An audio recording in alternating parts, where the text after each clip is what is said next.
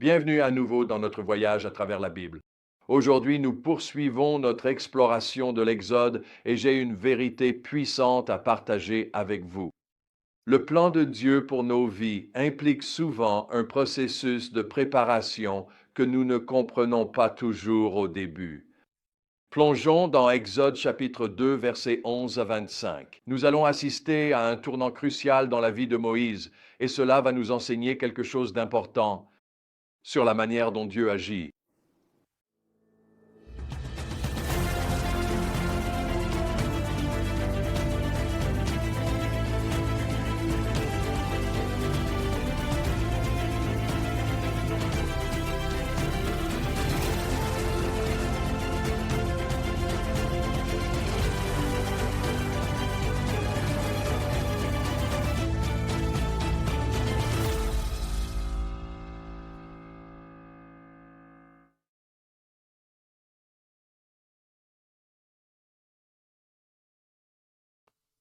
Le passage commence avec Moïse, désormais adulte, témoin de la souffrance de son peuple.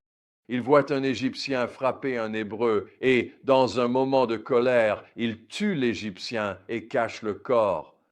Le lendemain, il tente de séparer deux Hébreux qui se battent, mais l'un d'eux le confronte au sujet de l'Égyptien qu'il a tué. Prenant conscience que ces actes sont connus, Moïse s'enfuit à Madian. Cela pourrait sembler être un échec, mais voici le point important. Dieu était sur le point d'inscrire Moïse à ce que j'aime appeler l'université de l'humilité. Chaque personne que Dieu utilise doit avoir une éducation, mais l'école de Dieu est différente de celle du monde.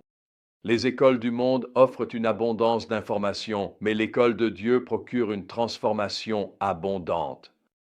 Plutôt que de se tenir dans des bâtiments officiels, l'école de Dieu se déroule sur le terrain des épreuves difficiles et des rencontres humiliantes. Moïse avait déjà été instruit dans les meilleures institutions d'Égypte. Il avait grandi comme le petit-fils du Pharaon, bénéficiant des meilleures opportunités, mais rien de tout cela ne l'avait préparé au plan de Dieu.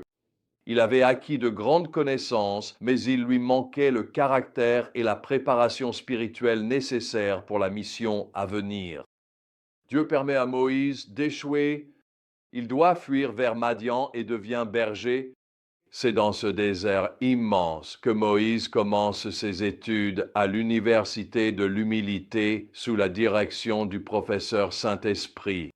Il travaille à l'obtention de son diplôme DDG, doctorat de dépendance envers Dieu. Dans cette université de l'humilité, Moïse devait apprendre des leçons cruciales. L'œuvre de Dieu doit être accomplie au temps de Dieu. Moïse était 40 ans trop tôt dans sa tentative d'aider son peuple.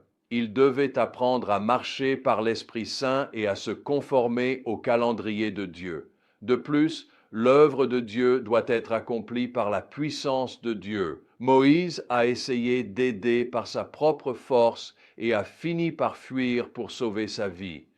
Il devait apprendre que l'œuvre de Dieu ne se fait ni par la force ni par la puissance, mais par mon esprit, comme il est dit dans Zacharie 4:6.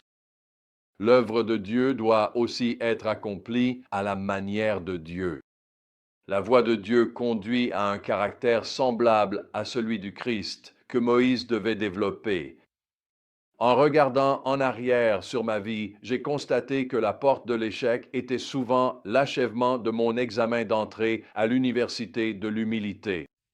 J'ai aussi vu Dieu agir dans le cœur de personnes qui avaient bâti de grands empires pour voir ensuite ces empires s'effondrer après un échec majeur dans leur vie. Quand cela arrivait, je savais que cette personne était un excellent candidat pour s'inscrire à l'école de Dieu. On ne peut pas être une grande personnalité dans un empire égyptien et étudier à l'université de l'humilité. Dans cette école de l'humilité, aucun homme ne reçoit la gloire, seul Dieu la reçoit. Tout tourne autour de son royaume, de sa puissance et, sans rien oublier, de sa gloire. Il forme un peuple qui lui rendra honneur. Le passage d'Exode 2 se termine sur un magnifique rappel Dieu entendit leurs gémissements et il se souvint de son alliance avec Abraham, avec Isaac et avec Jacob. Alors Dieu regarda les Israélites et eut compassion d'eux. Même lorsqu'il semblait que rien ne se passait, Dieu était à l'œuvre.